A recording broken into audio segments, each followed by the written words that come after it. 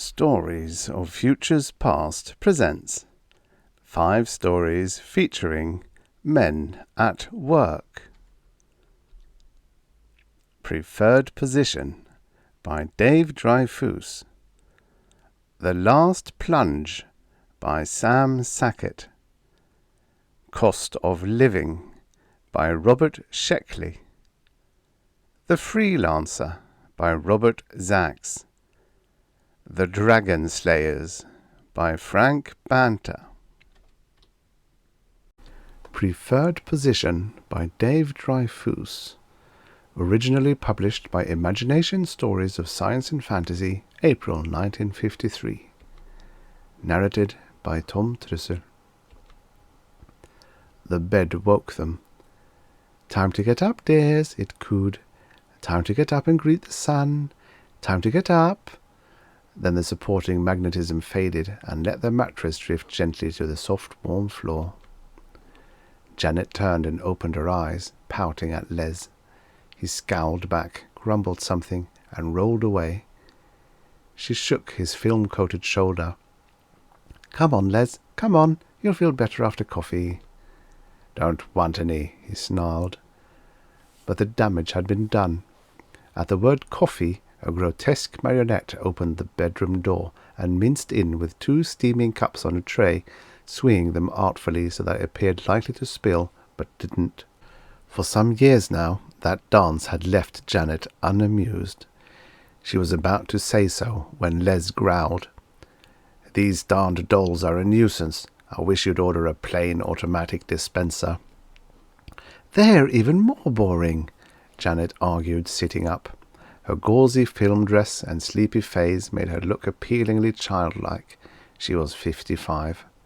Les was 60, with a full head of blonde hair atop 6.5 feet of slim, solid flesh. He sat up with the expression of an exasperated 6-year-old. "Go away," he told the doll. It did. "But I wanted some," Janet wailed. She was careful, though, not to use the word that would cause the doll to return. Neither did Les. He said, "Why don't we take a couple of pills and go back to sleep till tomorrow? There isn't a darn thing to do." "There never is," Janet said. Then, noting she'd inadvertently agreed with her husband, she quickly added, "But we can't sleep. We did that yesterday. If we don't move around, we'll practically stop eating, and anyway, the neighbours will miss us. First thing you know, we'll be accused of either a hunger strike or immobility. Then they'll enslave us for attempting suicide." She sniffed in self-pity at the thought. "Ah, honk 'em," Les said. "Slavery'd at least be a change, and slaves have something to do." "Don't talk nonsense," Janet said tartly. "You know perfectly well they always torture slaves." "Yeah, but I just can't face this any longer. I got 65 more years of longevity, according to the doctors, and they're never wrong, curse them. 65 more years without the possibility of illness, want, risk. Even an accident is unlikely. Nothing's going to happen in all that time. Jan, I just can't face it." "Isn't that just like a man?" she scoffed. "You know very well I've got 70 years to go. 5 still to wait before I can even have my first child. You're just being selfish." They glowered at each other. Then Les rubbed her cheek with the back of his hand and smiled. "Thanks, kid," he said. "You really had me going for a minute. Now I feel better." Pleased with the compliment, Janet concocted an extra fancy combination of films to spray on herself for the morning's wear. When it was in place, she ordered a large breakfast and arranged to have the waiter doll do a special dance routine while serving. But Les's smile had vanished with the whiskers he'd rubbed off. He'd picked at his food, turned his back on the dancing, and afterward yawned away the few minutes they spent on their apartment's terrace, stared at by 50,000 neighbours who lacked anything better to do. When Les wandered idly off, Janet followed.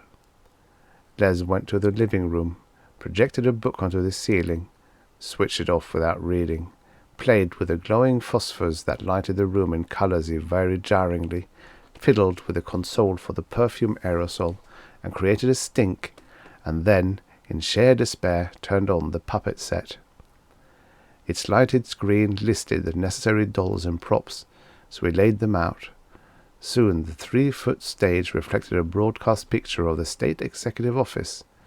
A stringless, formally dressed puppet sat at a desk, its blank face a transmitted facsimile of the governor's. "The last time I can make this announcement," the governor was saying into a hidden microphone. "The tests are to begin at noon. Jobs are now open. I repeat, jobs are now open. Men only, of course. But if any of you fellows out there suffer from boredom, and who doesn't in this wonderful state of ours that by virtue of the new energy sources guarantees leisured security to each citizen, if, I repeat, you suffer from ennui, then why not apply for a job? Do it now. No further vacancies will occur for years, and we have some really desirable positions open this morning. Appointment will be made strictly on merit, as usual, with a job for every applicant and the best job for the top man. Though it's true that losers in this competition are required to assume for life the less desirable duties that our civilization imposes, I assure you that it isn't as bad as it sounds. I was pretty down the list in my day, yet I only have to be governor. So won't you please apply? I want a lot of competition." The stage darkened, and the puppet got up and walked to its box. Before the lights could go up on the next program, Les switched the set off. "What do you think?" he asked Janet. "I don't know," she said. "Nobody in my family has ever worked." "Mine either. But I once knew a fellow who tried for a job. He seemed okay to me, but he sure didn't get a good one.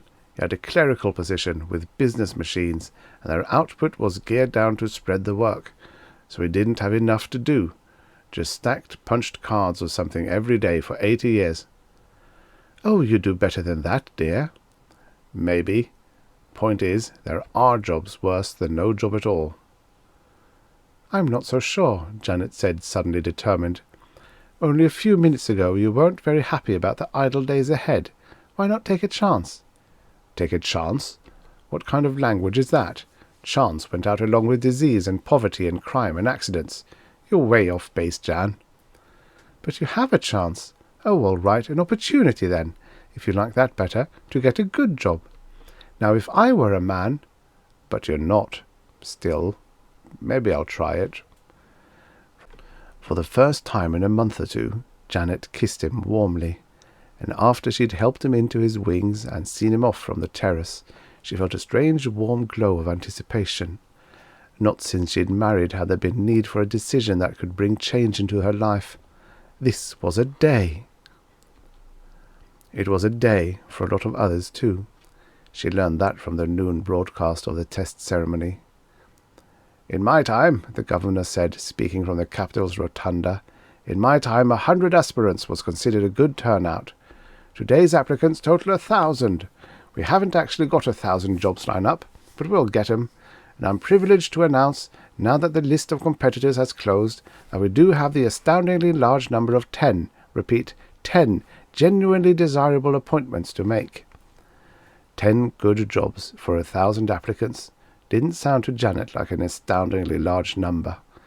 She'd been sprawled out on a magnetically positioned pad halfway between floor and ceiling, but she sat up when the governor stopped talking, and with a twinge of genuine and unwanted anxiety watched the long file of applicants as they approached in turn the brainwave analyzer, the voice-operated sorter that would add their live files to current test results, and the officials who judged each man's configuration. She wished they'd announced the test results publicly, but knew they wouldn't. So when Les had gone through, about 20 minutes after the start, Janet shut off the broadcast, dissolved her dress films, and had herself rubbed by the massage machine. The morning's suspense was proving too much for her, and she didn't want to have a headache when Les came home. But even the mechanical masseuse couldn't rub away her strange feelings. Not since marriage had Janet felt curiosity as to the future. What if he got so dull they never even argued about anything? She shivered at the thought. But then she smiled, and for the next hour Janet lay under the soothing massage and gave herself up to the delightful new pleasure of worrying. When Les returned, shadowing the terrace in his descent like some portentous bird, Janet began to shake. Without even waiting to kiss him, she said, "How was it? How did you do?" Les grinned teasingly. "Help me molt first," she said. "I'm tired." Unable to get anything else out of him until it was done, she tore his wings off damagingly, kissed him, and said, "Now won't you say something?" "I'm hungry." "No!" She danced her impatience like a little girl. "Tell me!" But even as she pouted, her eyes sparkled in anticipation. "I start tomorrow," he said. "Did you get the best job?" Nope, I really didn't." "What then?" "Second best." "Oh, wonderful. What is it?"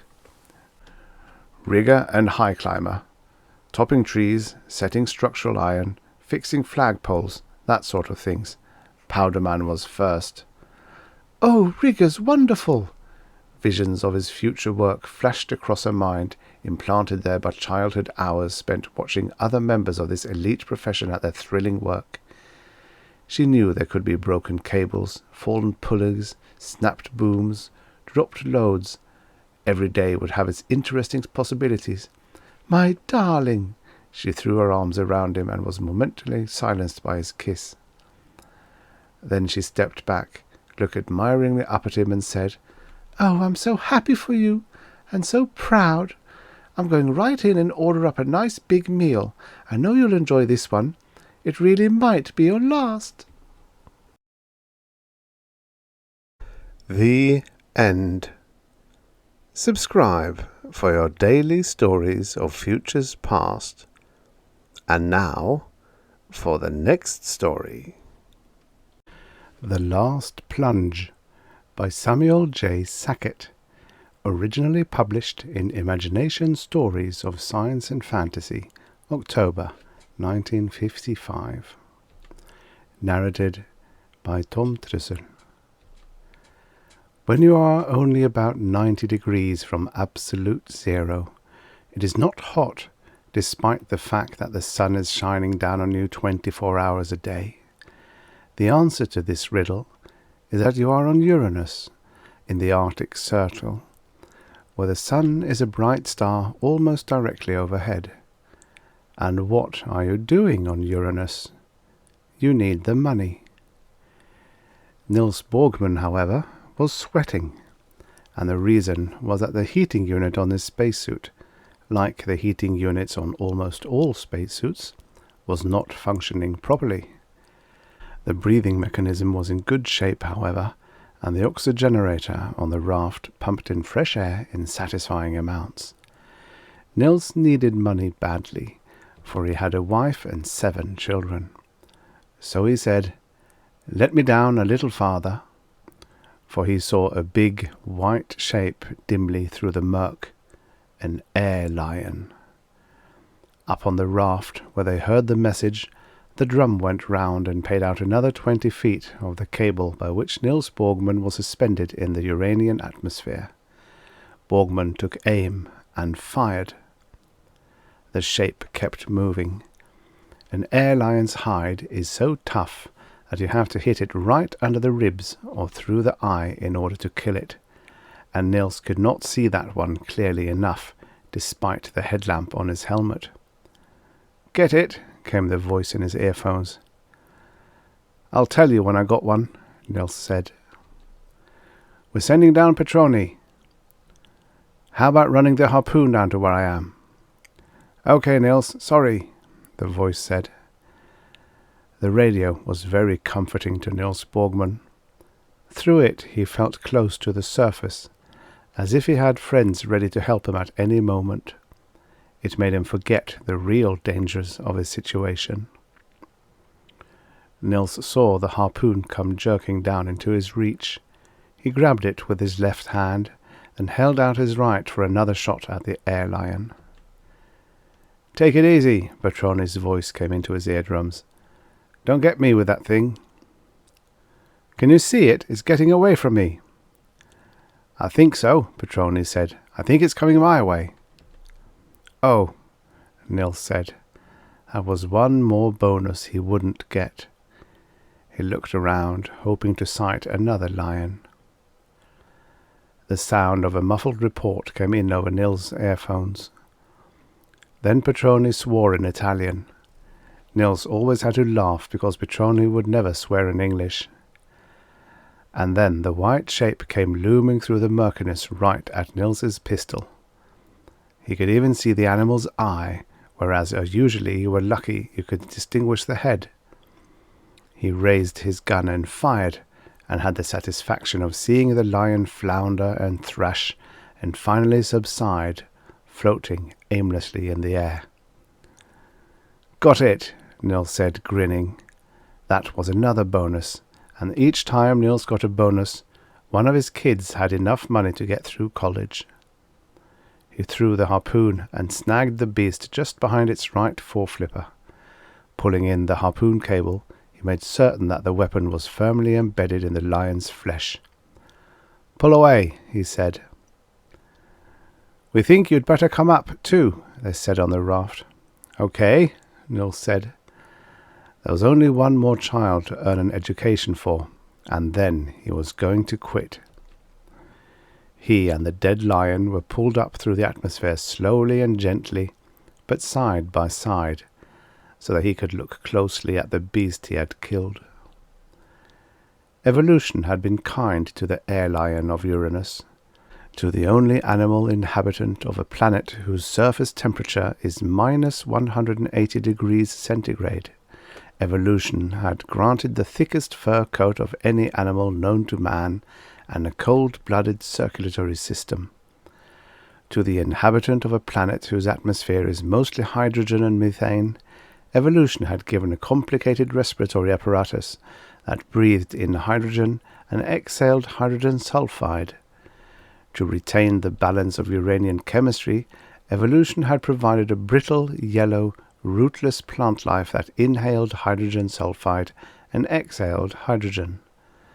To the inhabitant of a planet where most of the atmosphere was in a liquid state, evolution had seen to it that the air lion was perfectly capable of living entirely in a liquid environment.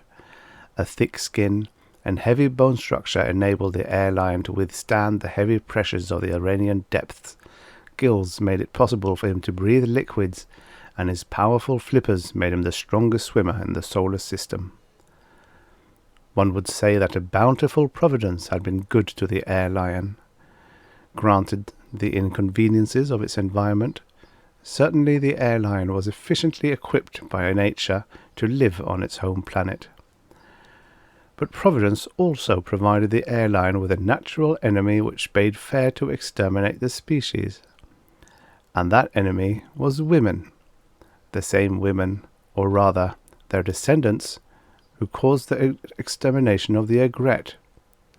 Women on Earth had taken a fancy to air lion coats, and despite the high cost of these coats, between $40,000 and $50,000, the number of air lions was decreasing more rapidly than any species could withstand. To begin with, air lions were limited to the northern hemisphere of Uranus. Uranus is a topsy-turvy planet, tipped on its axis and rolling around the sun in the plane of its equator. The northern hemisphere, then, is that side of the planet which is always turned toward the sun, for which the sun is the pole star. This restriction on the area in which air lions may thrive imposed a natural limitation on the number of animals which there were in the first place. The demand for air lion pelts, despite the fact that the beasts were so large that an entire coat might be made from one of them, caused a dangerous depletion. Nils's helmet broke atmosphere, and then hands were grappling him, helping him up the ladder and pulling him aboard the raft. The raft actually was a well-constructed metal vessel, but, as it did not need a powerful engine, its motor was so weak that it hardly counted. Its gunwales rose only a few feet out of the air. Nils, as usual, fell to the deck with a clatter. One of the space-suited men on the raft knelt down to look at him. "Hi, Bogman," the man said. "Congratulations." His name was Kerr. Nils smiled. Yes, it was worth congratulations. He was now only one lion, only one bonus, away from his goal, and then he could quit. And he'd be glad to quit. Dangling by a cable in liquid atmosphere is not safe work, and Borgman was getting old for that kind of thing. Another man squatted down and said, "Yeah, Nils, happy birthday." Birthday! Nils had forgotten all about it. That was right. He was 35 today.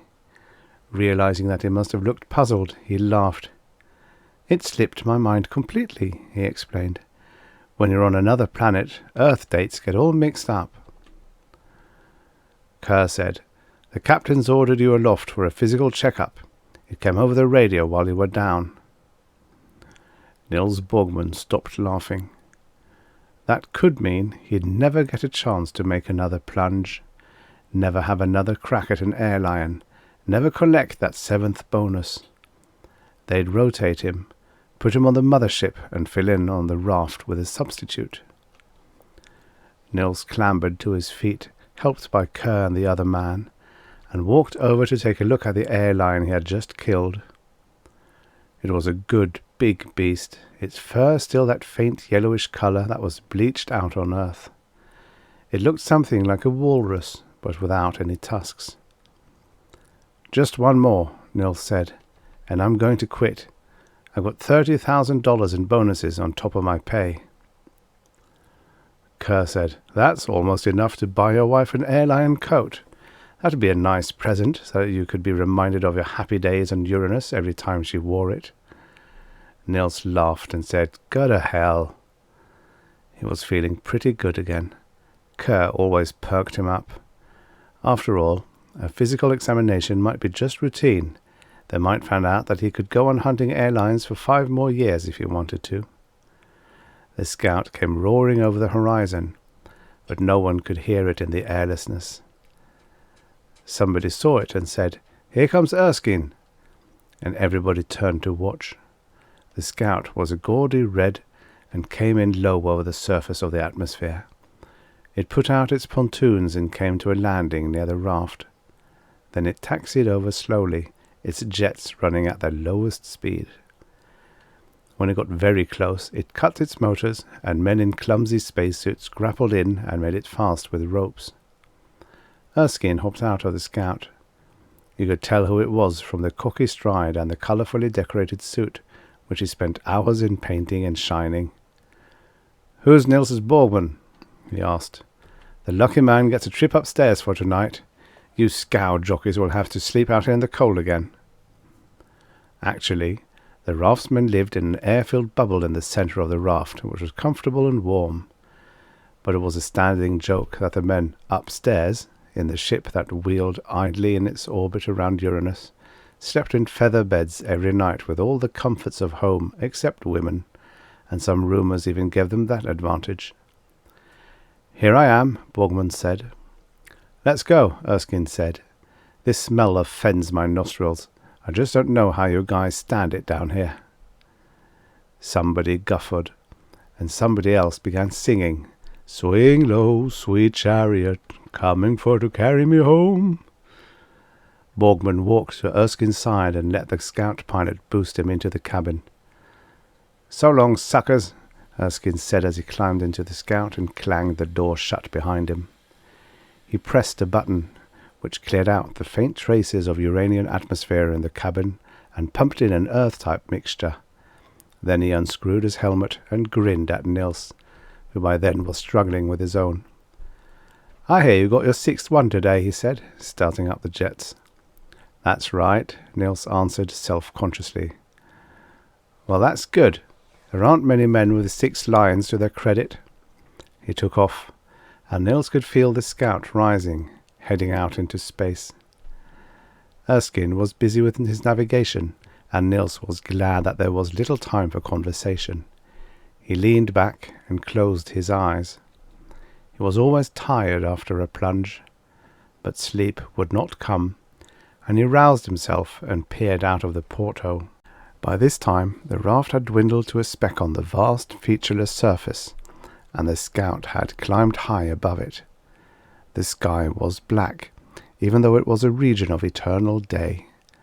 On the raft, far below, little sparkles of light moved in a random dance, the headlamps of the men. But out and away, the Scout moved until the horizon lay between it and the raft. High and higher it went until the planet was a smooth grey ball beneath and behind it. And then, out of the black daylight sky, a pattern of red and green lights seemed to take shape above them and ahead. It was Proserpine, their ship. The Scout and the ship fell toward each other at tremendous speeds. The ship loomed huge, like a great silver cigar, then like a curved wall, then like a metal hand someone was holding up just outside the porthole so you could not see out. It seemed to Nils that it was inevitable that they crash. Erskine flipped the ship over, but there was no discomfort because neither he nor Nils had any weight to be displaced. And then Nils saw him flip the toggle that turned on the Scout's magnetic grapple. There was a scrape and a jarring bump that sent Nils floating out into weightlessness. And the Scout had arrived home. The Scout was swung into the ship by powerful motors, and after the ringing of the bell which signified that the Scout's berth was filled with air, the two men emerged from the small craft and went into the ship. Captain Davis was there to greet them. "Good trip," he told Erskine. "Borgman, I'll bet you're happy to get aboard ship again." He shook hands vigorously. "We have a good hot dinner waiting for you, and then a bath and a soft bed. You'll see Dr. Carpenter in the morning." And after months on the raft, life on board Proserpine was a luxury. The food was good. Even though it, like that on the raft, came from cans, it was prepared with more artistry. There were no facilities for bathing on the raft, and the streaming water of the shower and rich suds of the soap were a real sensuous delight. And the beds, well, the bunks on the raft were good, but there was something about the beds on the ship that was so eminently sleepable that Nils dropped off immediately, not even thinking about the physical examination. It was the first thing he thought of, however, when he woke up in the morning, and he was worried. It seemed, today, very real and inescapable. Last night the idea had been so new that he had not really been fully aware of what it might mean. And immediately after breakfast he was subjected to it. The doctor was thorough. Nils had to give him credit for that. And at the end he said, "Well, Borgman, it looks like a vacation for you." Nils had been dreading those words so much that they were really not much of a surprise to him. But still, there was a dejection that he could not overcome. He said, "What are the chances of my getting one more line before I have to quit?" The doctor was surprised.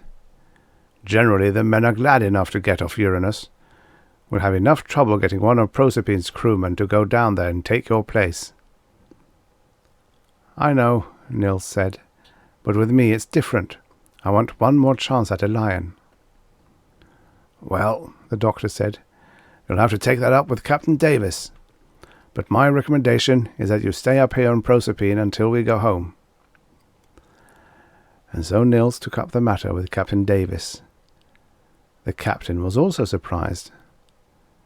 "I can't understand it, Nils. You have $30,000 in bonuses already, on top of your salary of $6,000 for the year. Why do you want to go down again and take all those chances?"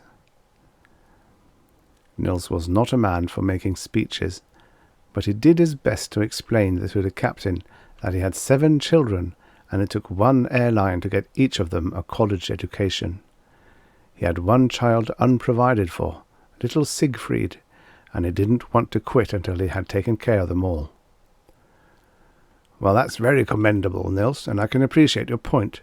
But why are you so certain that it will take exactly $5,000 to get each one through college? There are state universities, you know, and they aren't very expensive, and if they ran short, they could make their own way for part of the time, you know. Why don't you just divide the money you have now among the 7 kids?" "I can see I'm not explaining this so good," Nils said, "but they're my kids, Captain, and I want to do it right for each of them in my own way." The image of Eric, the oldest and his favourite, came into his mind, and his eyes grew warm and moist. "Yes, I understand that, Nils, but—" "No, sir, you don't understand. I have a dream, and I'm just about to have it come true. You can't make me stop short now and change the dream."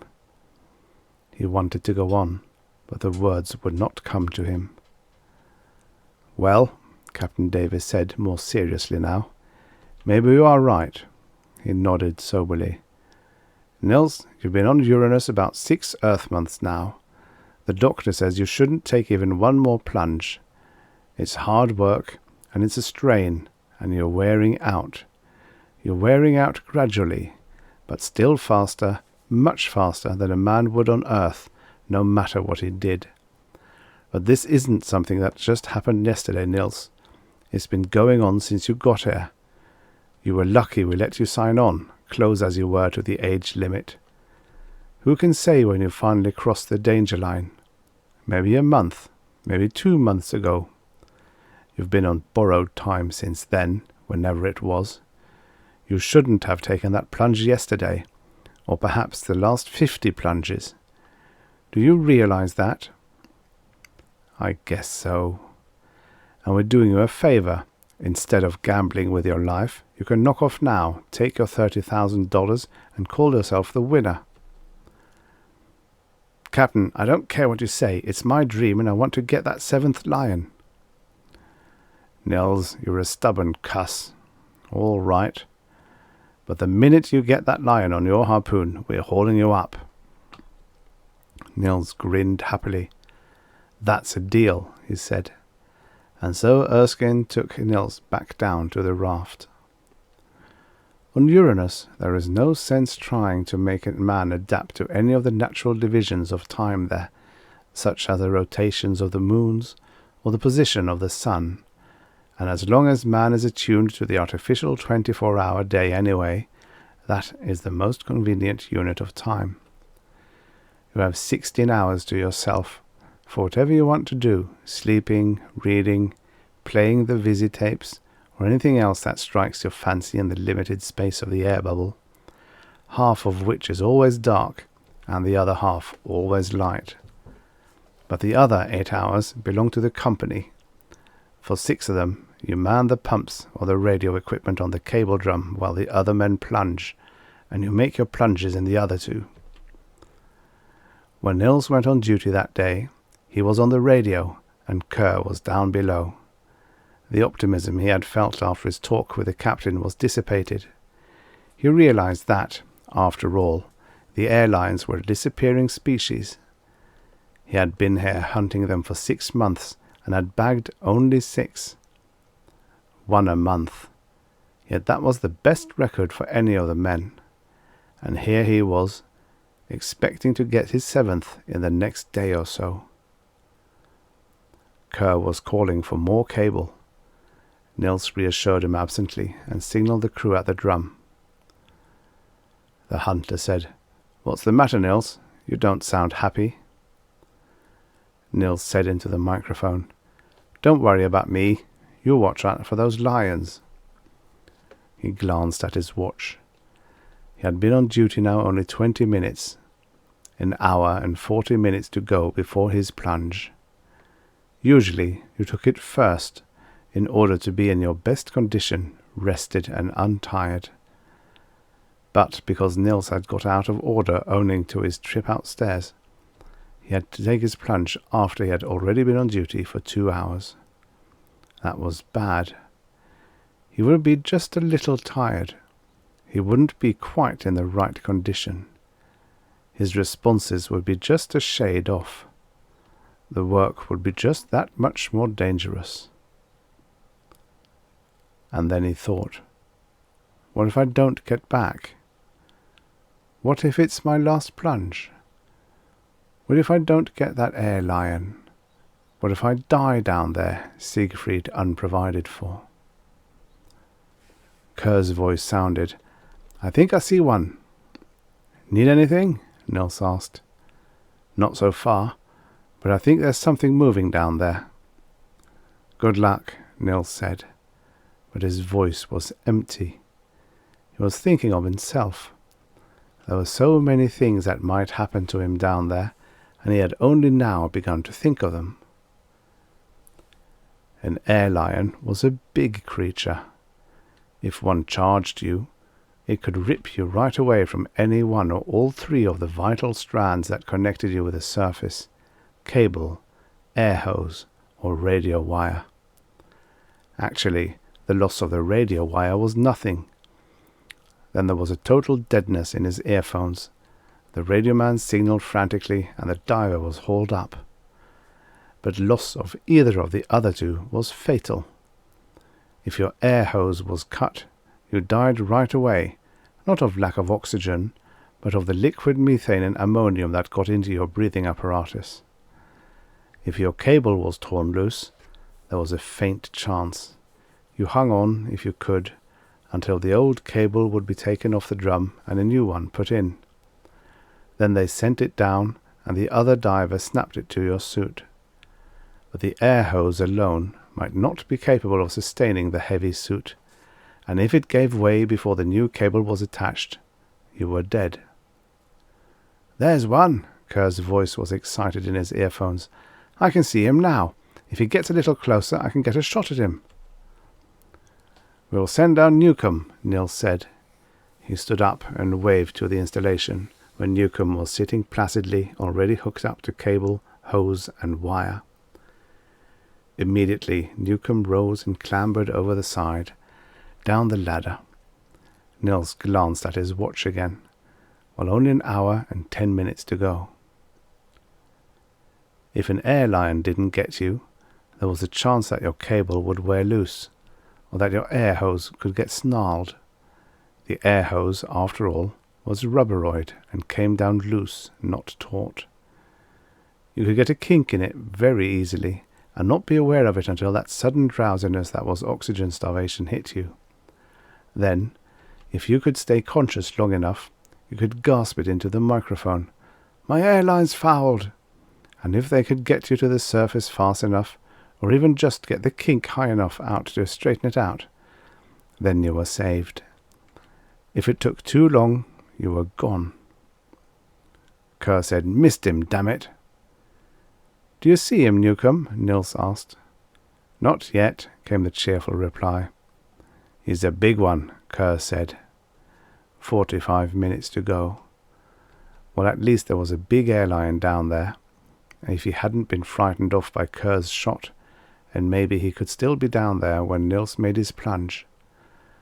So there was a chance, not a big one, but a chance all the same, that Nils could pick up his 7th lion today.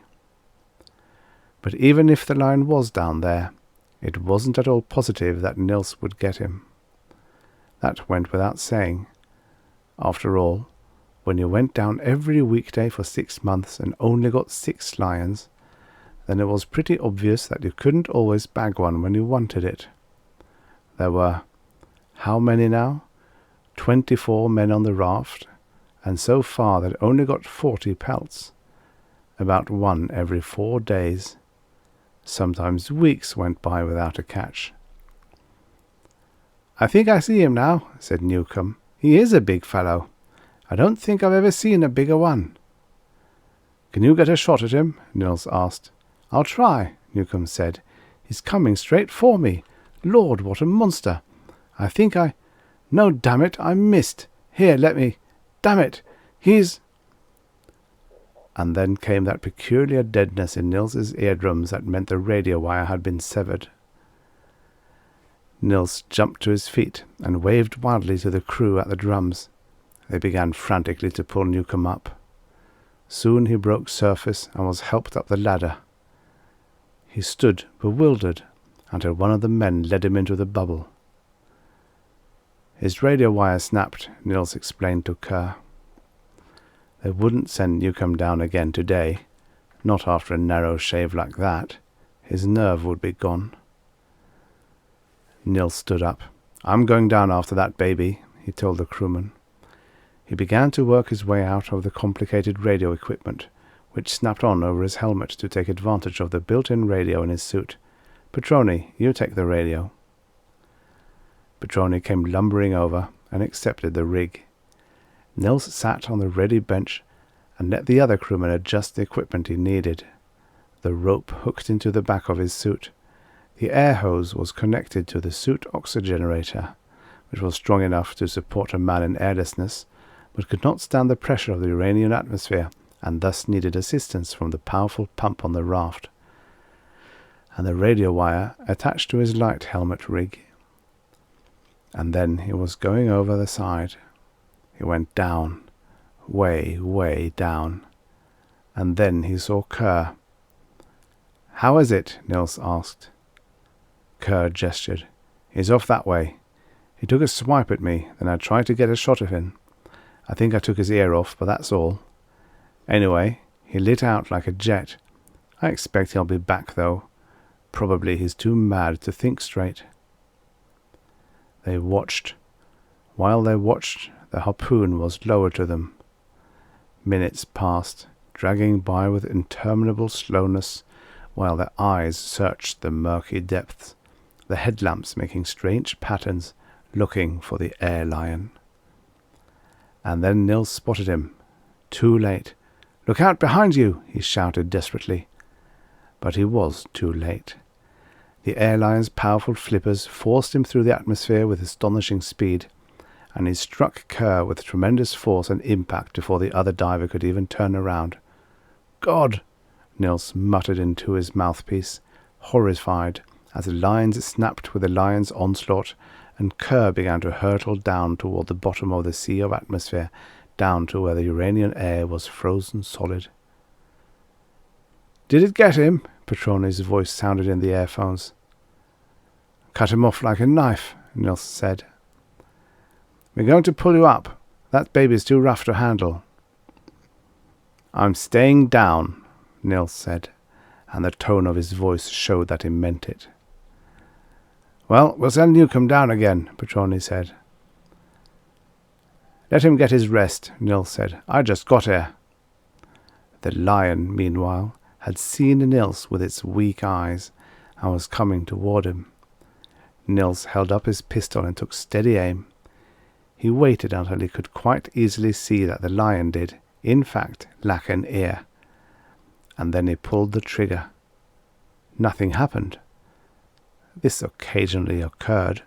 The pistols were very intricate mechanisms, designed that none of the liquid atmosphere could get into them at the same time that the bullet got out. And like all intricate mechanisms, occasionally they went wrong.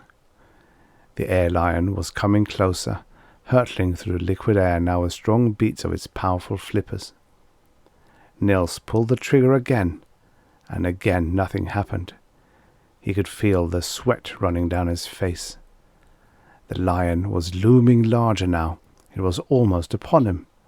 Nils could see the creature's ugly yellow eyes. He pulled the trigger a third time. One of the eyes suddenly disappeared, to be replaced by a hole from which a yellow fluid poured. But the impact of the bullet had not stopped the momentum of the lion. The body fell into Nils with a sudden jerk. Nils dropped suddenly, then stopped with a wrenching snap. "What's the matter?" Petroni said in his earphones. Nils assessed the damage. "I've broken my cable," he said. "I've still got the air hose and radio wire." Petroni swore softly in Italian. Nils changed the subject. "Get the harpoon about 4 feet lower, quick. I don't want to lose this baby." The harpoon came down within his grasp, and he impaled the dead air lion on it. "Okay," Nils said. "Hold him up." The pale shape of the lion began to rise above him. The idea came to him of attempting to grab hold of the lion so as to be pulled up with it. One of the men in his predicament had tried that once. The harpoon cable had broken, and both man and lion had been lost. No, there was nothing to do but wait and pray. Nils dangled there in the atmosphere like a marionette on a single string. Well, he thought, this may be the end. He tried to puzzle out why he wasn't frightened. Was it because he was still full of triumph from getting that 7th lion? Perhaps. but more likely it was because there was still a chance that he could be saved, and a man never gives up hope until he thinks that there isn't a chance anymore. "Hold on, Nils," Petroni's voice said. "Everything's coming all right. We have to put a new cable on Kerr's drum too, you know, but we'll have them both ready at about the same time, so that won't slow us down." "I think I'll drop my gun," Nils said. "It doesn't weigh very much, but it may make a difference." "And lose the company 500 smackers?" Petroni asked. "Okay, it's your salary they'll dock. I'd rather let the airlines get me." Nils chuckled. He worked the gun loose from his gauntleted hand.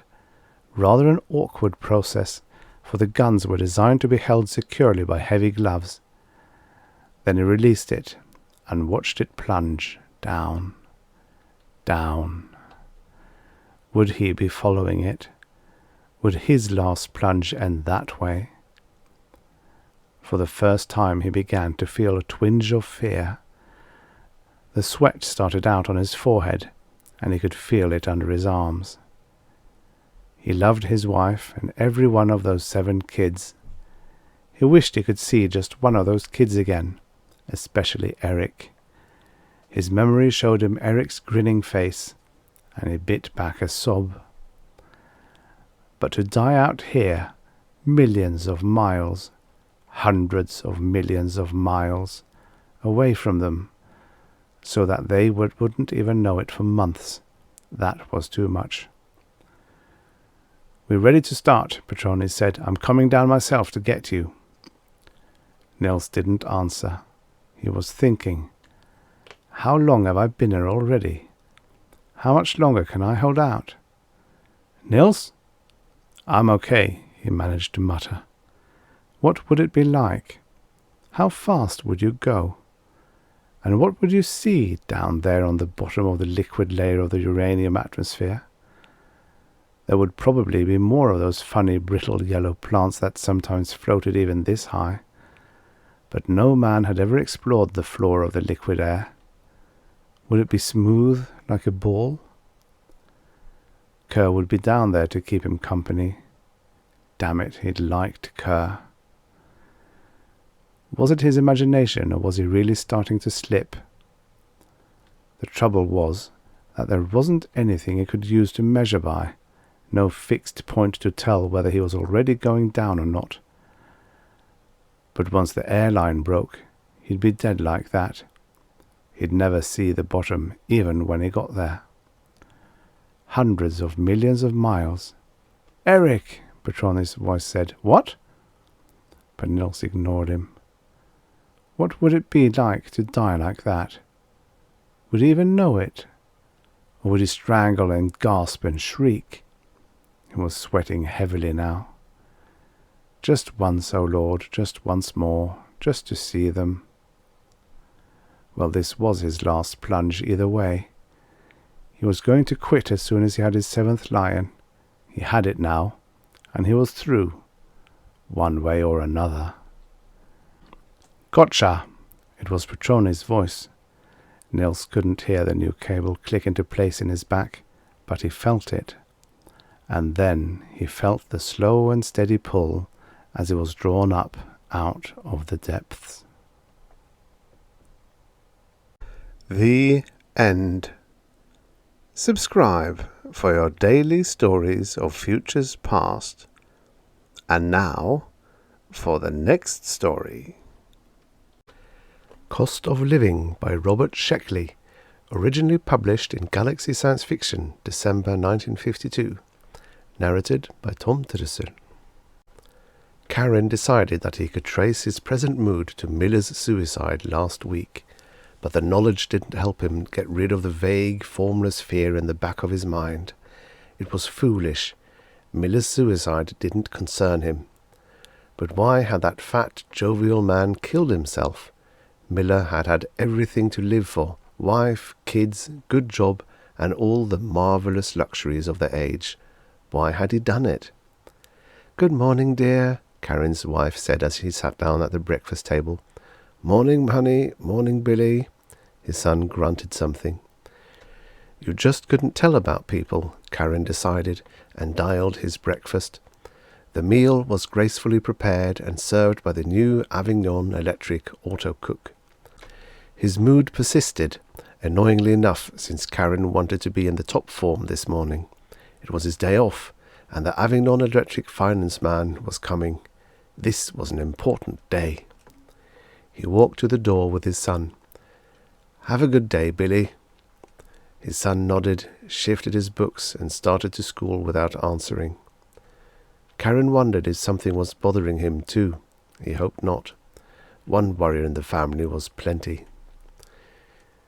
"See you later, honey." He kissed his wife as she left to go shopping. At any rate, he thought, watching her go down the walk, at least she's happy. He wondered how much she'd spend at the AE store. Checking his watch, he found that he had half an hour before the AE finance man was due. The best way to get rid of a bad mood was to drown it, he told himself, and headed for the shower. The shower room was a glittering plastic wonder, and the sheer luxury of it eased Karen's mind. He threw his clothes into the AE automatic clean presser and adjusted the shower spray to a notch above brisk. The 5 degrees above skin temperature water beat against his thin white body. Delightful. And then a relaxing rub-dry in the AE auto towel. Wonderful, he thought, as the towel stretched and kneaded his stringy muscles. And it should be wonderful, he reminded himself. The AE auto towel with shaving attachments had cost $313 plus tax.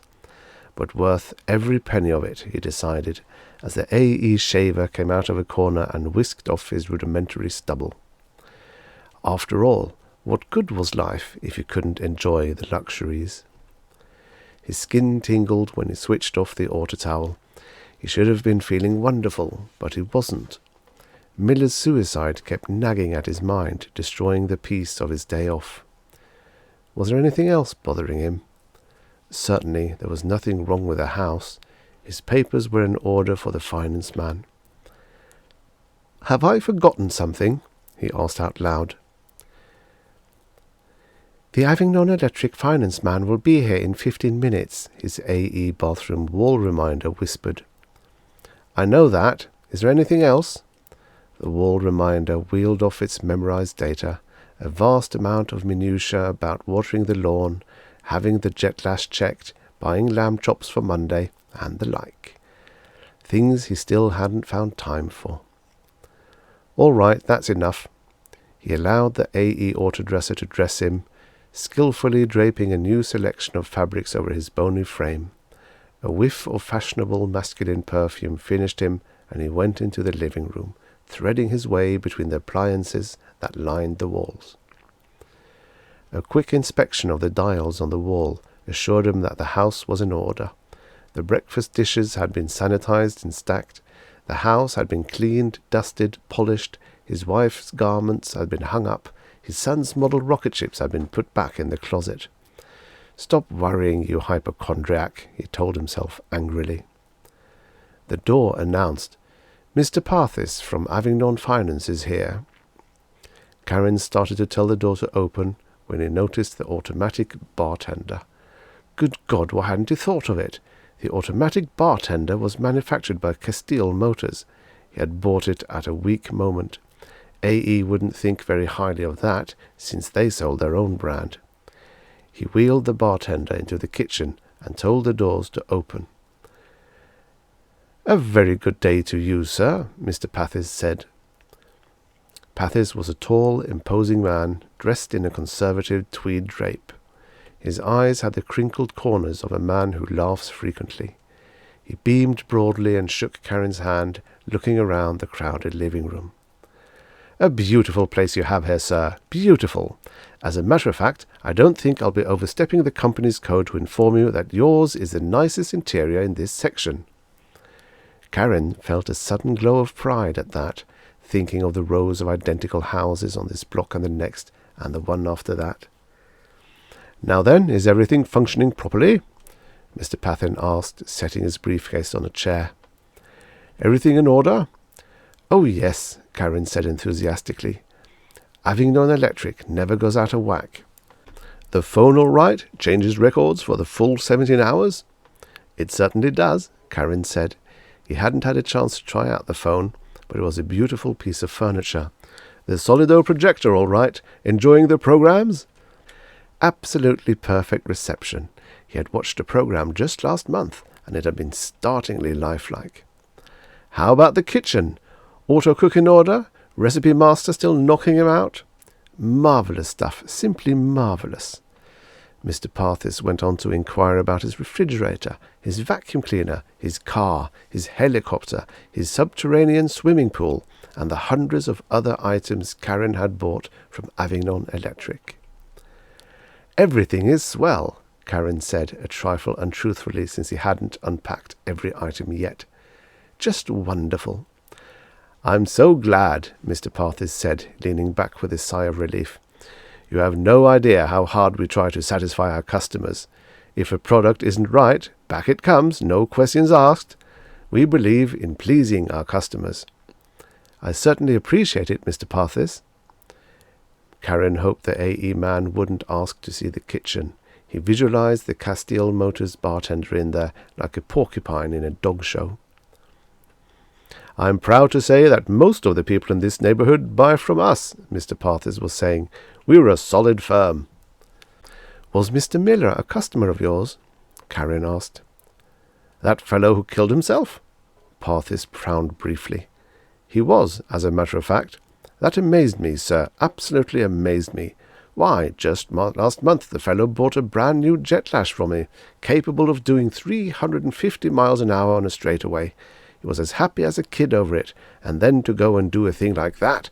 Of course, the Jetlash brought up his debt a little. Of course. But what did that matter? He had every luxury in the world, and then he went and hung himself. Hung himself? Yes, Parthis said, the frown coming back. Every modern convenience in his house, and he hung himself with a piece of rope, probably unbalanced for a long time. The frown slid off his face, and the customary smile replaced it. But enough of that. Let's talk about you. The smile widened as Parthis opened his briefcase. Now then, your account. You owe us $203,000.29, Mr. Karen, as of your last purchase, right? Right, Karen said, remembering the amount from his own papers. Here's my installment. He handed Parthis an envelope, which the man checked and put in his pocket. Fine. Now you know, Mr. Karen, that you won't live long enough to pay us the full $200,000, don't you? No, I don't suppose I will, Karen said soberly. He was only 39, with a full 100 years of life before him, thanks to the marvels of medical science. But at a salary of $3,000 a year, he still couldn't pay it all off and have enough to support a family on at the same time. Of course, we would not want to deprive you of necessities, which in any case is fully protected by the laws we helped formulate and pass, to say nothing of the terrific items that are coming out next year, things you wouldn't want to miss, sir. Mr. Karen nodded. Certainly he wanted new items. Well, suppose we make the customary arrangement. If you will just sign over your son's earnings for the first 30 years of his adult life, we can easily arrange credit for you. Mr. Parthis whipped the papers out of his briefcase and spread them in front of Karen. If you'll just sign here, sir. Well, Karen said, I'm not sure. I like to give the boy a start in life, not saddle him with... But, my dear sir, Parthis interposed, this is for your son as well. He lives here, doesn't he? He has a right to enjoy the luxuries, the marvels of science. Sure, Karen said, only... Why, sir, today the average man is living like a king. 100 years ago, the richest man in the world couldn't buy what any ordinary citizen possesses at present. You mustn't look upon it as a debt. It's an investment. That's true, Karen said dubiously. He thought about his son and his rocket ship models, his star charts, his maps. Would it be right? He asked himself. What's wrong? Parthis asked cheerfully. Well, I was just wondering, Karen said. Signing over my son's earnings? You don't think I'm getting in a little too deep, do you? Too deep? My dear sir, Parthis exploded into laughter. Do you know Mellon down the block? Well, don't say I said it, but he's already mortgaged his grandchildren's salary for their full life expectancy, and he doesn't have half the goods he's made up his mind to own. We'll work out something for him. Service to the customer is our job, and we know it well." Karen wavered visibly. "And after you're gone, sir, they'll all belong to your son." That was true, Karen thought. His son would have all the marvellous things that filled the house, and after all, it was only 30 years out of a life expectancy of 150. He signed with a flourish. "Excellent," Parthis said. "And by the way, has your home got an AE master operator?" It hadn't.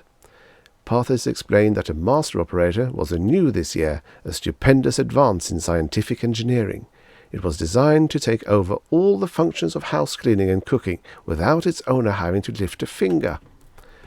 Instead of running around all day pushing half a dozen different buttons, with the master operator all you have to do is push one, a remarkable achievement. Since it was only $535, Karen signed for one, having it added to his son's debt. Right, he thought, walking Parthis to the door. This house will be Billy's some day, his and his wife's. They certainly will want everything up to date. Just one button, he thought. That would be a time saver. After Parthis left, Karen sat back in an adjustable chair and turned on the Solido. After twisting the easy dial, he discovered that there was nothing he wanted to see. He tilted back the chair and took a nap.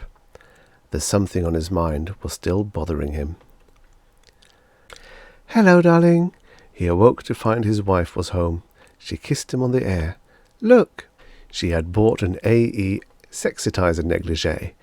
He was pleasantly surprised that that was all she had bought. Usually, Leela returned from shopping laden down. "It's lovely," he said.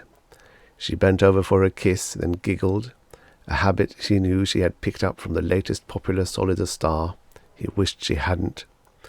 "Going to dial supper," she said, and went to the kitchen. Karen smiled, thinking that soon she would be able to dial the meals without moving out of the living room. He settled back in his chair, and his son walked in. "How's it going, son?" he asked heartily. "All right," Billy answered listlessly. "What's the matter, son?" The boy stared at his feet, not answering. "Come on, tell Dad what's the trouble." Billy sat down on a packing case and put his chin in his hands. He looked thoughtfully at his father. "Dad, could I be a master repairman if I wanted to be?" Mr. Karen smiled at the question. Billy alternated between wanting to be a master repairman and a rocket pilot. The repairmen were the elite. It was their job to fix the automatic repair machines. The repair machines could fix just about anything, but you couldn't have a machine fix the machine that fixed the machine. That was where the master repairman came in. But it was a highly competitive field, and only a very few of the best brains were able to get their degrees. And although the boy was bright, he didn't seem to have an engineering bent. "It's possible, son. Anything is possible." "But is it possible for me?" "I don't know," Karen answered, as honestly as he could. "Well, I don't want to be a master repairman anyway," the boy said, seeing that the answer was no. "I want to be a space pilot." "A space pilot, Billy?" Leela asked, coming into the room. "But there aren't any." "Yes, there are," Billy argued. "We were told in school that the government is going to send some men to Mars." "They've been saying that for 100 years, Karen said, "and they still haven't gotten around to doing it." "They will this time." "Why would you want to go to Mars?" Leela asked, winking at Karen. "There are no pretty girls on Mars." "I'm not interested in girls. I just want to go to Mars." "You wouldn't like it, honey," Leela said. "It's a nasty old place with no air." "It's got some air. I'd like to go there." The boy insisted sullenly. "I don't like it here." "What's that?" Karen asked, sitting up straight. "Is there anything you haven't got? Anything you want?" "No, sir. I've got everything I want." Whenever his son called him sir, Karen knew that something was wrong. "Look, son, when I was your age, I wanted to go to Mars too. I wanted to do romantic things. I even wanted to be a master repairman." "Then why didn't you?" "Well, I grew up. I realized that there were more important things, First I had to pay off the debt my father had left me, and then I met your mother," Leela giggled. "And I wanted a home of my own. It'll be the same with you. You'll pay off your debt and get married, the same as the rest of us." Billy was silent for a while. Then he brushed his dark hair, straight like his father's, back from his forehead and wet his lips. "How come I have debts, sir?" Karen explained carefully about the things a family needed for civilized living and the cost of those items, how they had to be paid, how it was customary for a son to take on a part of his parents' debt when he came of age. Billy's silence annoyed him. It was almost as if the boy were reproaching him. After he had slaved for years to give the ungrateful whelp every luxury. "Son," he said harshly, "have you studied history in school? Good. Then you know how it was in the past. Wars. How would you like to get blown up in a war?" The boy didn't answer. "Or how would you like to break your back for 8 hours a day doing work a machine should handle? Or be hungry all the time, or cold with the rain beating down on you and no place to sleep?" He paused for a response, got none, and went on. "You live in the most fortunate age mankind has ever known. You are surrounded by every wonder of art and science, the finest music, the greatest books and art, all at your fingertips. All you have to do is push a button." He shifted to a kindlier tone. "Well, what are you thinking?" "I was just wondering how I could go to Mars," the boy said. "With a debt, I mean. I don't suppose I could get away from that." "Of course not. Unless I stowed away on a rocket." "But you wouldn't do that." "No, of course not," the boy said, but his tone lacked conviction. "You'll stay here and marry a very nice girl," Leela told him. "Sure I will," Billy said. "Sure." He grinned suddenly. "I didn't mean any of that stuff about going to Mars. I really didn't." "I'm glad of that," Leela answered. "Just forget I mentioned it," Billy said, smiling stiffly. He stood up and raced upstairs. "Probably gone to play with his rockets," Leela said. "He's such a little devil." The Karens ate a quiet supper, and then it was time for Mr. Karen to go to work. He was on night shift this month. He kissed his wife goodbye, climbed into his jet lash, and roared to the factory. The automatic gates recognized him and opened. He parked and walked in. Automatic lathes, automatic presses, everything was automatic. The factory was huge and bright, and the machines hummed softly to themselves, doing their job and doing it well. Karen walked to the end of the automatic washing machine assembly line to relieve the man there. "Everything all right?" he asked. "Sure," the man said. "Haven't had a bad one all year. These new models here have built-in voices. They don't light up like the old ones." Karen sat down where the man had sat and waited for the first washing machine to come through. His job was the soul of simplicity. He just sat there, and the machines went by him. He pressed a button on them and found out if they were all right. They always were. After passing him, the washing machines went to the packaging section. The first one slid by on the long slide of rollers. He pressed the starting button on the side. "Ready for the wash," the washing machine said. Karen pressed the release and let it go by. That boy of his, Karen thought. Would he grow up and face his responsibilities? Would he mature and take his place in society? Karen doubted it. The boy was a born rebel. If anyone got to Mars, it would be his kid. But the thought didn't especially disturb him. "Ready for the wash," another machine went by. Karen remembered something about Miller. The jovial man had always been talking about the planets, always kidding about going off somewhere and roughing it. He hadn't, though. He'd committed suicide. "Ready for the wash." Karen had 8 hours in front of him, and he loosened his belt to prepare for it. 8 hours of pushing buttons and listening to a machine announce its readiness. "Ready for the wash." He pressed the release. "Ready for the wash." Karen's mind strayed from the job, which didn't need much attention in any case. He wished he had done what he had longed to do as a youngster. It would have been great to be a rocket pilot, to push a button and go to Mars. The end. Subscribe for your daily stories of futures past. And now, for the next story. The Freelancer by Robert Zacks, originally published in Galaxy Science Fiction, September 1955. Narrated by Tom Trussel. Jeb was shaken from his bed. His dream told him it was a glacier with wild winds howling laughter, and when he opened his eyes, shivering, he saw his wife, Laurie, had pulled the heat switch off. She stood there glaring. Today her hair was lovely purple with a fashionable streak of gold starting from the forehead, but it didn't help the cold look on her face. "Get up, you bum," she said in a sweet contralto.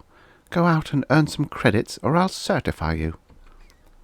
The thought of being transferred by the economy agent to assigned duty status, with its virtual imprisonment to monotony by the welfare office, made Jeb tumble from bed and fumble for his shoes.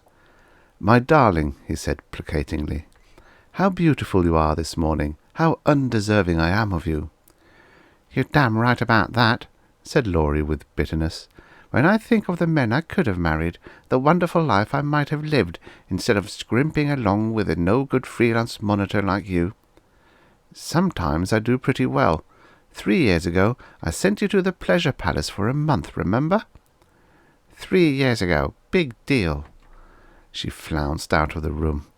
Sadly, Jeb went to the closet and examined the various uniforms and disguises that were part of his equipment as a freelance monitor. As he selected the silver and black skin-tight suit of an air pollution inspector, he wistfully remembered how nice it had been when Laurie had smiled at him. Immediately, a flood of determination filled him to go out and do big things today. Maybe he would make a big strike and get a nice fat commission. Then Laurie would... The televisor buzzed, flickered, and the genial face of the man from Marriage Relations appeared. "Good morning, Monitor Jeb," said the man, smiling. "And how are things twixt you and your beloved?" "Rough," moaned Jeb. "She's really in a foul mood today." The man from Marriage Relations beamed. "Fine, fine, glad to hear it." "Huh?" said Jeb. "Her sadism index rating went up 5 points," the man explained. "We wanted to make sure we hadn't made an error. Well, that certainly is good news for you two. I guess you'll both be all right now." "All right? Are you kidding?" Now, we know what's best for you. Your masochism rating is quite high, you know. Laurie is just what you need. Why, you two were made for each other." Suddenly the man stopped talking, gasped, and the screen flickered and went dead. Jeb's astonishment was wiped away by the soft silvery bell tone of his portable Monitex, a flat 2x6-inch machine resting on the shelf nearby. As Jeb wildly lunged toward it, he saw it was glowing red, activated by a violation, and as he snatched it up, the coded reading dial had a notification. BXP203. Trembling, Jeb pressed a button on the lower left of the Monitex, and a voice promptly droned mechanically from the wafer-like loudspeaker hidden under the surface, giving details of the violation. BXP203, at 10 minutes after 8 a.m., Monitex 27965 of Freelance Monitor Jeb picked up a violation of copyright on the phrase "were made for each other." Said phrase property of joint owners registered under Copyright of Verbal Phrases Act of 1996. Owners, Magnum Motion Picture Studios and Universal Publications. Fee for use, 80 credits. Commission, 50%. The voice went dead, and the flat metal surface glowed with the letters strung into words reading, "Please collect and remit total fee." As Jeb uttered a yelp of delight, Laurie came running into the room. "I heard the Monitex bell," she said eagerly. "You sure did," crowed Jeb. "Now aren't you proud of me? I was smart enough to leave the Monitex on all night. We picked up a verbal copyright violation." "You left it on all night?" screeched Laurie, her joy fading. "You imbecile! The leasing charge on the Monitex is 10 credits an hour, isn't it? What's your commission on this violation?" 40 credits. I guess I'm losing money, but... Laurie gave him her opinion of his supposed shrewdness. Jeb unhappily went to the televisor and punched out a call on the button keyboard which would recall the image of the marriage relations representative. He shrank back in alarm as the man's glaring face appeared. "Sorry to hook you this way, old boy," said Jeb meekly, "but it's my job, you know. Got you on a verbal for using 'were made for each other.' That phrase is owned by—" "You dirty sneaking spy!" yelled the man on the televisor screen. "I'll bet your grandfather informed them diamond smugglers for a percentage." Jeb feebly started to protest. "It's a hell of a thing," raved the other, "when a man can't even use words to express himself without paying." In alarm, Jeb leaned forward and hastily punched a combination of buttons on the televisor. One half of the screen blanked. The image of the marriage relations representative moved to the right, and the lean, puritanical face of Jeb's supervisor, Durden, flared onto the left half. Durden looked icily at Jeb. "What is it?" "Complaint on policy and purpose of copyright law," said Jeb nervously. "Will you please handle it, sir? I'll switch you." As Durden's mouth pressed into a thin line and he nodded, Jeb flicked a switch. Both men on the screen immediately turned profiles to Jeb and Laurie, seeing each other in their own screens. "Did you have a complaint, sir?" asked Durden. "I don't know who the devil you are," shouted the man from Marriage Relations, "but I assume you're one of those pirates cashing in on that copyright swindle. That new law has gone much too far. Copyrighting a work of skill, art, or expression is okay, I suppose, but to extend it to everyday speech, to verbal phrases—" "Now just a minute," said Durden briskly. "You buy greeting cards, I suppose, sir?" "So I buy greeting cards, so what?" "What are greeting cards exactly?" "Just a small square of paper, with a few words, a very few words of sentiment on them. Words that any normal person certainly might be able to. Any moron can write a better sentiment than those lousy cards express." "But you buy them sometimes." "Well, sometimes." "Why?" demanded Durden. "Saves me the bother of figuring out what to say, I guess," was the growled answer.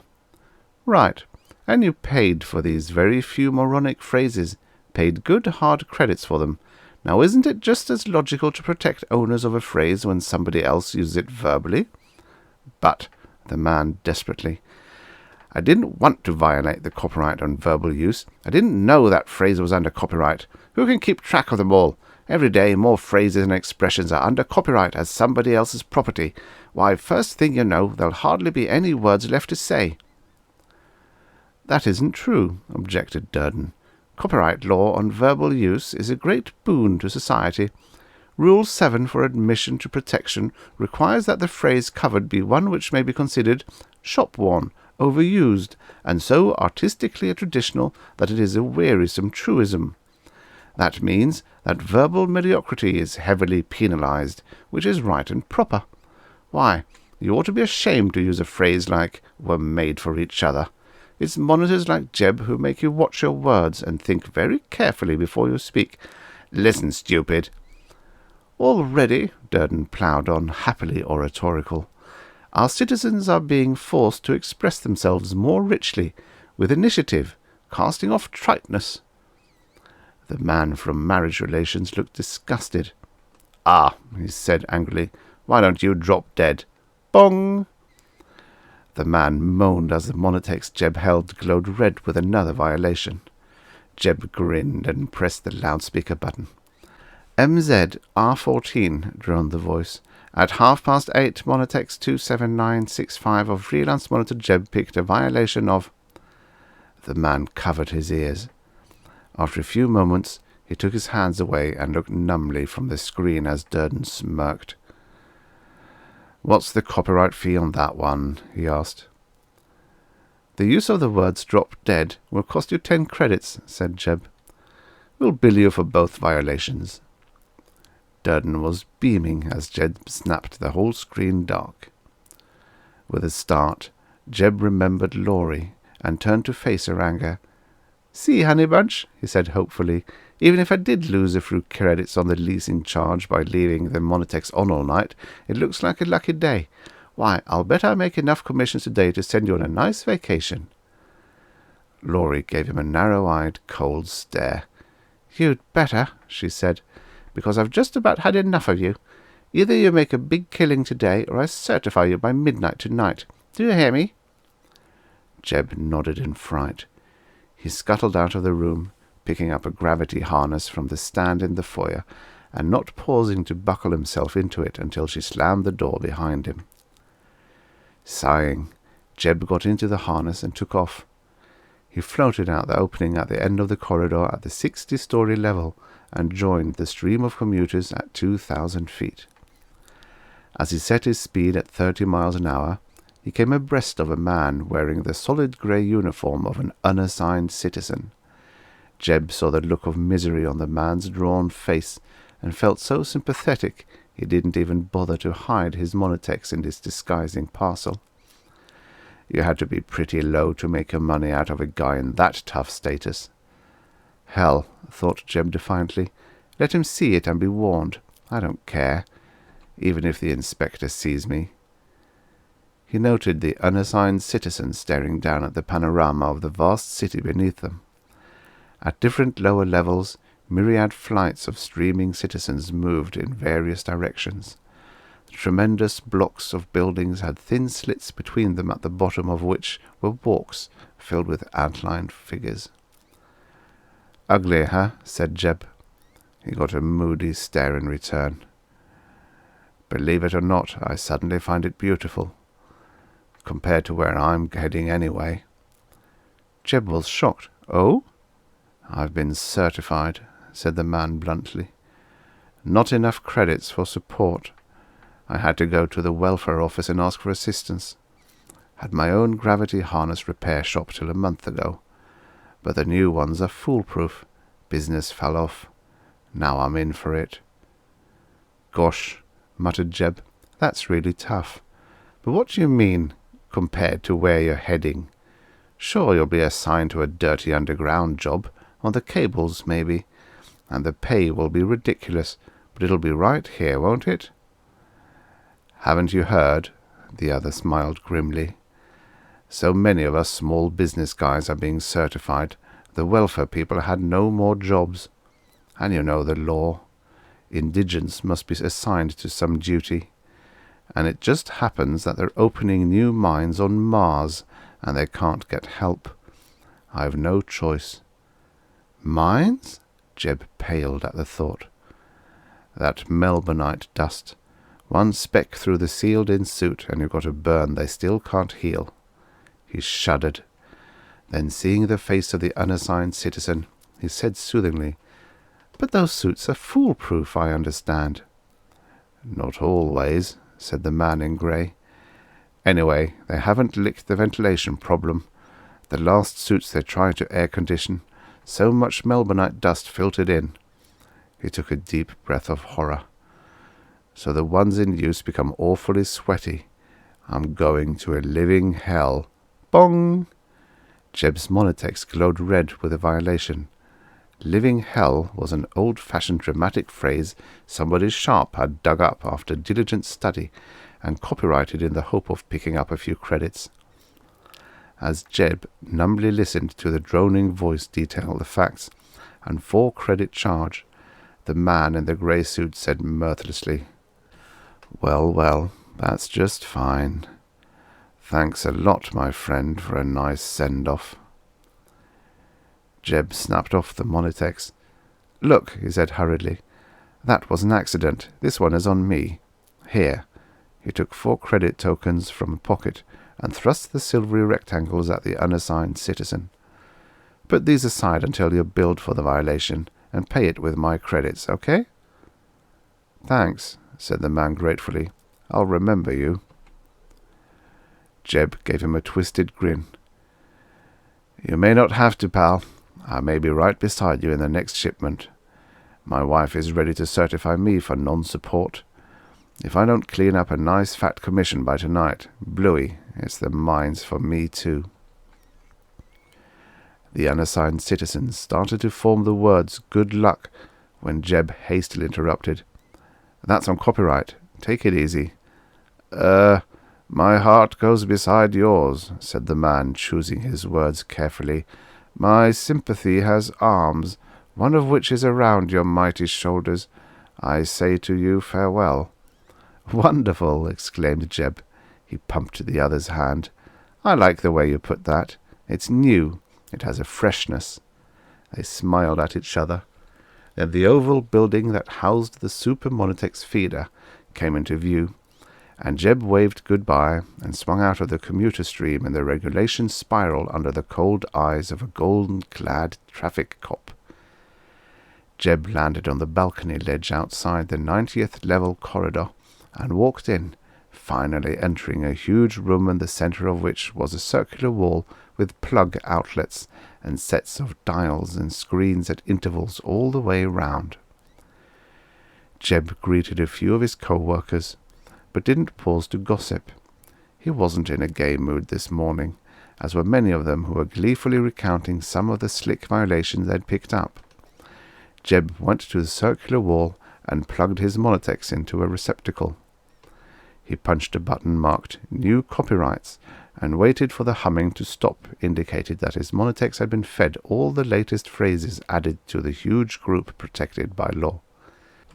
With his Monitex coded up to date, its memory bank fattened, Jeb went to the supply room to requisition a hollowed-out air pollution meter to conceal his Monitex.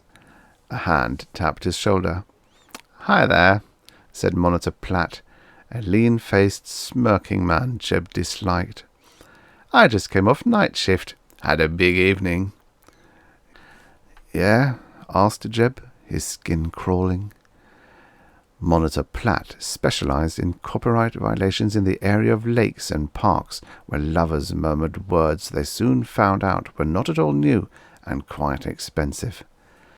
Monitor Platt chuckled. "Been cleaning up on new copyright, just registered. The good old wolf whistle, 100 credits fee." Even Jeb was startled. "But that's not a phrase." "No, but it's a shop-worn, overused and wearisome truism, so they slipped it through. Golly, next thing you know, they'll be copyrighting a deep sigh or the smacking sound of a kiss." Monitor Platt laughed in appreciation. Then, as Jeb frowned and attended to fitting his detector into the shell of the air pollution meter, Monitor Platt regaled him with the violations that had poured credits into his pockets. "Got a cute dame, nice curves, getting a good hugging under the moon near the lake. She says timidly to this sap, 'It's the first time I've ever been kissed, honestly. Bong! 50 credits for the expense account. And another one I picked up in a canoe parked on the bank. This guy says soulfully, "I'm not the marrying kind, but..." He never gets a chance to finish. Bong! 30 credits. I'm sure cleaned up today. If I were you, I'd head straight for the snuggle spots. A whole raft of corny love lines have been blanketed in, and nobody's alerted." Well, muttered Jeb, who didn't want any enemies and so didn't express his feelings about making a living from such a source. "I already have my schedule figured out, but I'll keep it in mind. Where are you headed for?" Monitor Jeb was relieved when the big bell sounded, its brassy reverberations warning monitors to quit gabbing and get out into the field to scoop up violations and revenue for the corporation. The paunchy office manager, seated up on a small balcony overlooking the giant hall, saw that the signal was, as usual, being ignored. Indignantly, he punched a button on the board facing him, and a repulsive odor filled the air which had the monitors hastily seizing their equipment and leaving the building. Jeb gladly took off into the windy canyons between the skyscrapers. Instead of ascending, he plummeted down 40 stories and drifted along, his nostrils twitching with the bad air at this height.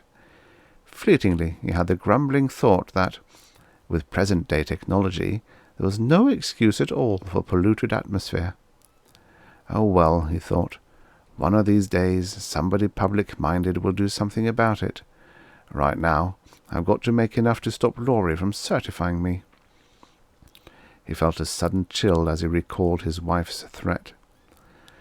Quickly, he sought out the first location he'd mapped out for some easy revenue, the personnel office of the Air Pollution Control Corps. Jeb switched off anti-gravity and heavily walked through the corridor, stepped inside the deep, rugged grey and green office, and joined the small, nervous group of inspectors waiting for interviews. Jeb, in his air pollution uniform, was as acceptable as a long-used piece of furniture. Unnoticed, he sat on one of the hard benches with the others. They stared and listened to the interview being conducted by the genial, balding man behind the open partition 10 feet away. The air pollution inspector facing him was tense, pale, and over-anxious. "Yes, indeed, you do have a good record," the personnel man was saying approvingly. "No absences in 5 years, no latenesses. Very good indeed." "Then," said the air pollution inspector eagerly, "I'll be upgraded? I'll get that promotion promised 2 years ago?" The personnel man cleared his throat, but his smile remained radiant. "Just as soon as business picks up, we'll give you a promotion and raise in pay. Bong!" A roar of mirth arose from the waiting air pollution men as Monitor Jeb nervously pulled his Monitex from its concealing pollution meter shell and read the violation off to the enraged personnel man. A 50-credit fee for use of the copyrighted verbal phrase, "Just as soon as business picks up, we'll give you a promotion and raise in pay." As Jeb escaped the wrath of his victim, one of the men snickering nearby muttered, "Ha! He'll have to rack his tiny brain for a new way of stalling us from now on." In the next 3 hours, Jeb drove himself hard. He picked up a 20-credit fee when a doorman outside a teletheatre had bonged the Monitex with, "Plenty of seats inside." He scooped up another violation in a bar where a bleary-eyed man with veins showing in his nose murmured to the bartender, "Well, I'll have just one more." He wandered to the telephone booths and waited for one of the standby violations to fall into his pocket. Sure enough, a handsome, dark-eyed fellow murmured into the mouthpiece, "I'll be working late tonight again, honey. Sorry."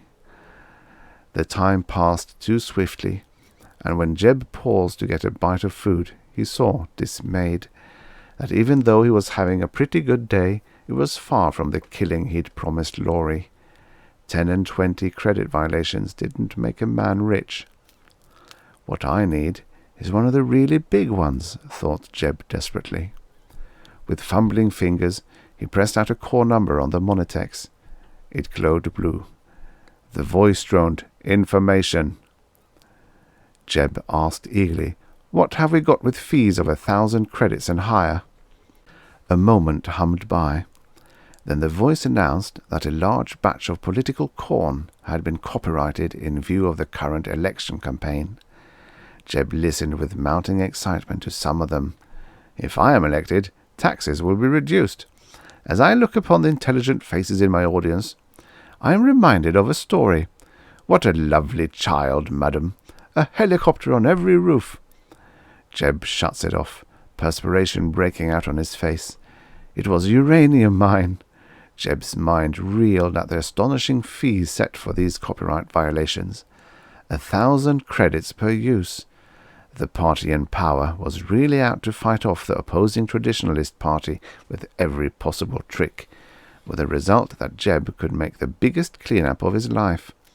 That is, if he got away alive.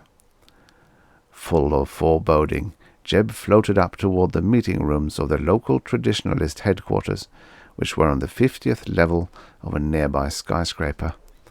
His terrified adrenal glands kicked his heart into a frenzy. The boys who ran the local club were no patsies. Many an argumentative citizen had been found floating in the rarefied stratosphere, frozen stiff, with his anti-gravity belt turned on full, and his hands bound so he could not stop the upward climb. Monitor Jeb nervously drifted into the corridor opening and restored gravity. He sneaked past the open door, getting a quick glimpse of a hall filled with citizens listening to a red-faced, stoutish man on a platform. Jeb frantically searched for, and with throat-catching relief, found the back entrance to the big hall. It led to a dusty area of scaffolding and discarded rusting tools. Now Jeb was crawling down an incline leading under the platform, and found the small railed-off area which once had housed a hidden prompter for musical entertainments. Panting, Jeb squatted in the dark, hearing the booming voice just above him, only slightly muffled. As Jeb shoved the monotex up against the crack in the boards over him, the speaker's voice came to him strongly. "Now, fellas, you're all precinct captains, and it's a hell of a empty title to have when your party is out of power. But if we get back on the gravy train, well, need I say more?" A muffled roar from the audience made Jeb crouch worriedly. "Now we're going to take this election, see? I want all of you loyal party workers. Bong!" Howls of rage shook the walls and reverberated through to Jeb as the political hacks recognized the sound and understood that somewhere a monotex had automatically recorded the voice vibration pattern of the speaker in a verbal copyright violation. "Kill the dirty spy!" screamed the speaker. "Bong!" went the monotex. "Lynch him!" In 3 minutes of unguarded outrage, Jeb had recorded 10,000 credits in violations, which the speakers never could escape because, like fingerprints, all voice patterns were registered by the government. Jeb turned to the exit behind him and crawled painfully for 20 feet, then got up and began running. He ran straight into a brawny body at the turn of the corridor. The next thing he knew, he was on his back and ruthless hands were banging his head against the floor. The siren of a golden-clad policeman cut the air, and magically the hands fell away, leaving Jeb sprawling and groggy. After a moment, he was able to focus his eyes. The policeman stared down at him, fists authoritatively on his hips. "Well, I came just in time, eh?" said the cop. "Saved your neck." "Bong!" went the monotex. Jeb said hastily, "It's all right, officer. It's on the house." "It had damn well better be," growled the policeman, "if you know what's good for you." "Bong!" went the monotex. "Go on, get out of here before I run you in," yelled the officer. "Bong!" went the monotex. "Have a good time, dear," Jeb called after Laurie as she happily took off into space from the level, clutching her purse, which was jammed with enough credits to keep her brimful of fun for 2 whole months at the Pleasure Palace. "Don't you worry about that," said Laurie over her shoulder. Jeb went back to his apartment. He stretched out on the couch, contentment welling up in him. He opened the footstool nearby, and within its archaic shape slid open the cunningly concealed refrigerator. He took out a plastic cone of beer. "Ah," sighed Jeb, "how wonderful to be alone, free of Laurie's nagging for 2 whole months. A superb reward for his hard work. How clever of the government to have passed such a regulation." After a while, like wax melting, his grin drooped away. It certainly was quiet, wasn't it? Within half an hour he was wild, and didn't know why. Jittering, he dialed his televisor, and the man from Marriage Relations appeared on the screen. He glared at Jeb, and cautiously looked around for the monotex until he spotted it. "Shut that thing off, or no advice," snapped the man. "It's off. Look, I don't know what's bothering me. Can I have special permission to join my wife on a vacation, or get her back here?" "Afraid not," said the man. "The principle of working so one's wife can have a vacation has been established through the centuries. The government merely put it into law. And as for joining her or getting her back here, that's against the law." "But that's unfair," yelled Jeb. "Oh," the man smiled. "So? I'm glad to see how happy, how perfect is the marriage we arranged for you." He rubbed his hands in delight. "She's just barely gone, and already you miss her. Wonderful." "Wonderful? I'm suffering." The man from Marriage Relations glanced at a dial nearby. "Of course you are. Suffering is the ideal joy for a masochist. Just think what a lovely 2 months of missing her you'll have." All right, so it's a rule that I have to send her on a vacation and can't join her, Jeb complained savagely. But damn it, she doesn't have to enjoy it. Well, said the man, looking back to Jeb, there's the answer. Your masochism index has gone down any number of points. You're angry.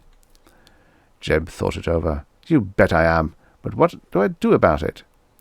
Why, said the man from Marriage Relations, the same thing husbands have been doing ever since they started working to send their wives away on vacations. When the cat's away, you know. He stopped in alarm. Jeb grinned. I told you the monotext is off. But thanks for the trite truism. She thinks she's the only one who'll have a vacation, eh? I'll show her. Service is our motto. And it really is, the man said pugnaciously. We own the copyright. The face flickered off the screen, and Jeb began poking around in innocent-looking secret places for a little black book he hadn't thought of using in years. He was dismayed to find himself singing, My Wife's Gone to the Country, Hooray, Hooray, until he remembered that he actually had shut off the monotext. The end. Subscribe for your daily stories of futures past. And now, for the next story. The Dragon Slayers by Frank Banta.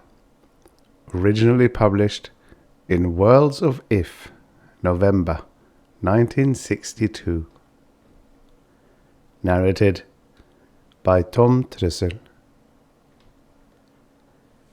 In a gleaming chrome and glass federal building located at the center of Venusport, Division Chief Carl Wattles wearily arose from his office couch. He had been taking his usual 2-hour after-lunch nap, but today it had brought him little refreshment. Earlier he had received an unexpected report that made sleep impossible. "John," he mumbled. John Claxon, the generously padded assistant division chief, stopped drilling out his earwax, but did not remove his feet from the blotter of his desk. "Yeah, Chief?" "I've heard from the Kentons again. I thought something was deviling you, the way you was carrying on in your sleep." He raised thick eyebrows. "Is their production down again?" "Worse than that, John. Kenton has had the gall to request time off to build a new house." "No, I can't believe it." "I can't either, John. They know it's not in the manual." "Certainly it's not, Chief. The nerve of those people wanting to do something that's not in the manual."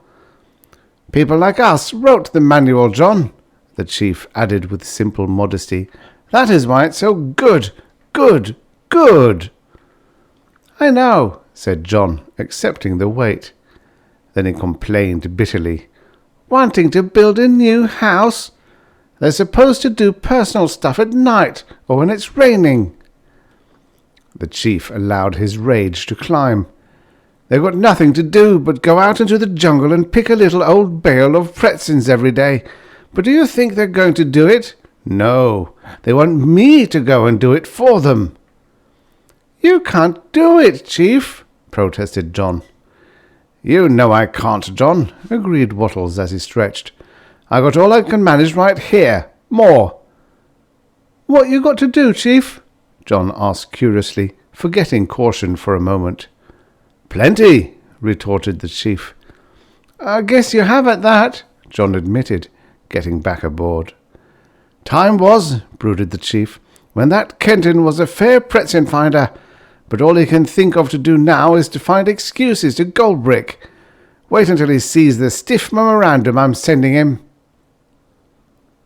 Bliss Kenton had not gone far from their Venusian jungle cabin that morning before the vacuum snake hung one on her.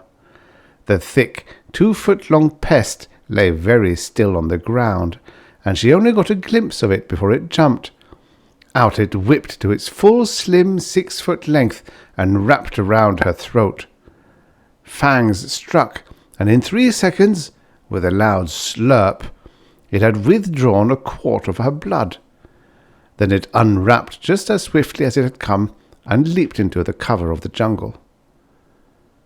The hefty young matron wobbled back to the cabin. "Pole," she called as she hurried in, "I've been slurped." "Again?" her lanky husband asked, looking up from the reports on his desk. "I'm so sorry, Pole," she said contritely. "Well, sit down and start recovering, Bliss," he said in a kindly manner. "You can't pick any pretzins today." "But I wanted to pick pretzins, Pole. Darn that vacuum snake in his fast draft. I just hope the neighbourhood dragon doesn't come round while you're in that weakened condition, Bliss." Pole worried as he totalled up the month's production on his reports. He decided, "I'd better take time off from pretzin hunting today so I can be handy to help you with your getaway, if need arises." "Oh, the dragon never bothers us," Bliss said uneasily. "He has gotten close enough to burn up several of our pretzin patches, though. He may get to this cabin some day." "He doesn't mean any harm," defended Bliss. "I'm sure he wouldn't want to eat us. They're known to be strictly vegetarians." "No, he won't eat us. He'll cook us, unless we can run away fast enough, but he'll never eat us." They heard a faraway sound.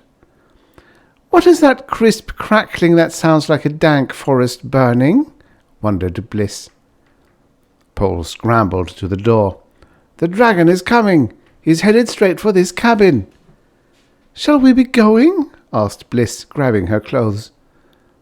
A few minutes later, at a distance of 1,000 yards, Pole and Bliss, loaded with all their portable possessions, watched their cabin burst into flames as a roaring 40-foot lizard with 50-foot flames gouting from his mouth ambled through their clearing. "There, he's gone," said Pole as the dragon passed on. "I'd better put out the fire." Dipping water from a nearby pond with a bucket, Pole had, after 53 fast buckets, a blackened ruin of what had formerly been their rude jungle cabin.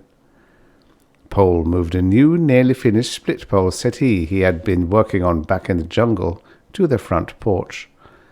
As they seated themselves, he complacently surveyed the slits burned between the charred boards of the walls and roof. "The roof will leak a mite when it rains, but it will let in lots of light," he observed optimistically. "There's nothing like lots of light," Bliss agreed. "Charcoal is healthful too. It absorbs poison like nobody's business. However, since it rains every day on Venus, we will have to have a new cabin." He sighed resignedly. "And you know what that means. Lower production, fewer of the magical antibiotic pretzins. I'll better radio the division chief." As the jet plane flashed across their vision, the Kentons saw a tiny bundle drop from it. Pole ran out into the jungle and was under the parachute when it landed. He came back into the clearing, unwrapping a package. "It sure was thoughtful of Mr. Wattles to answer so fast," said Pole, as he opened the little package. "And will you look here in the middle? He even sent us a present." "It's a beautiful, plain white rectangular carton of approximately 3 by 7 inches, she said breathlessly. "But we mustn't be selfish," Pole reminded hastily. "Let's see what Mr. Wattles has to say in his memorandum here first." They both read the green memorandum.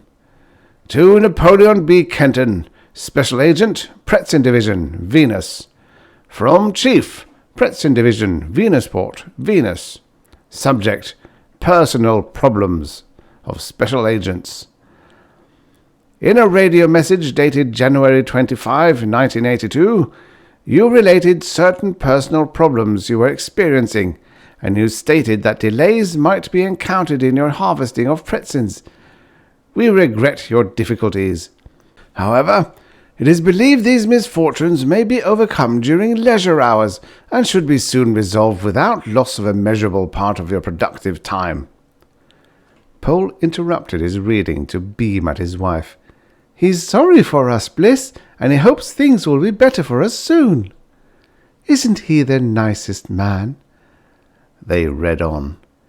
"In your radio message, You refer to difficulties you are having with a snake and a lizard, which you colloquially refer to as a dragon.